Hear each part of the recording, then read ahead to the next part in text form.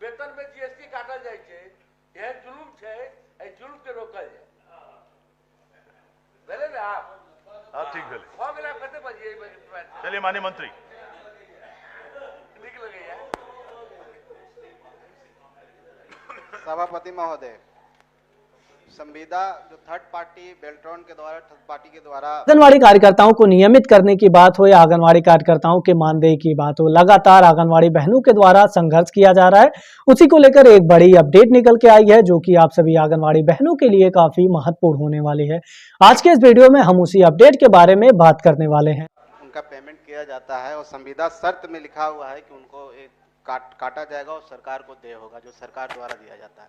9% केंद्र सरकार को, 9% राज्य सरकार।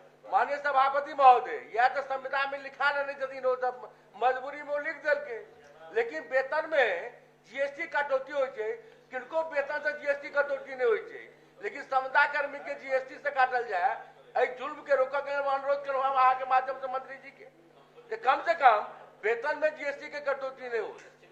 माननीय मंत्री।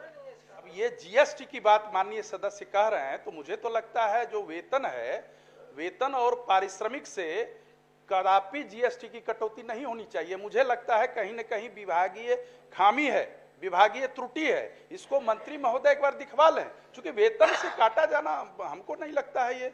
माननीय मंत्री महोदय, एक चीज शायद हम लोगों के ध्यान में बातें नहीं आ रही हैं कि वो वेतन में कटौती नहीं है और वेतन में कटौती करने का किसी को अधिकार नहीं है। और जीएसटी जो काटा जा रहा है, जीएसटी का मतलब ही होता है गुड्स एंड सर्विसेज टैक्स।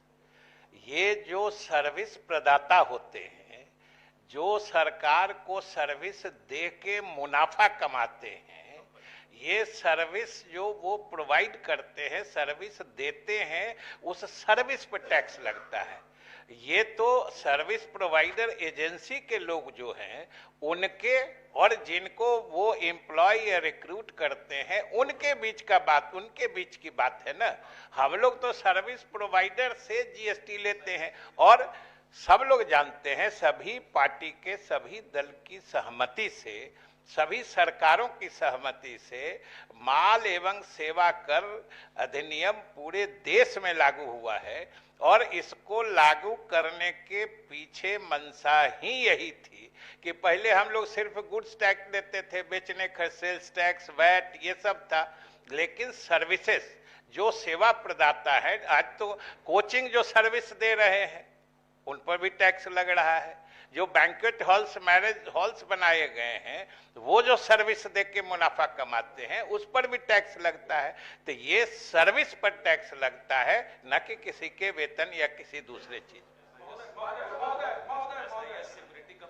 मैं यह जानना चाहता हूं मंत्री महोदय से, जो कि वेंडर जो होते हैं, जो प्रदाता कंपनी होते हैं, जो एम्प्लॉयर होते हैं, तो ये तो उनसे न काटा जाएगा। वेतन भोगी के वेतन से क्यों काटा जाएगा? उनका अंश क्यों लिया जाएगा?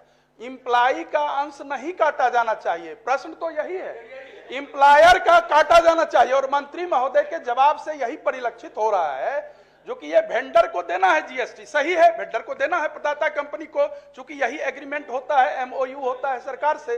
तो फिर वेतन भोगी तो एक इंडिविजुअल होता है और इंडिविजुअल के वेतन से काट करके ये किया जाना मुझे लगता है वो सही नहीं है।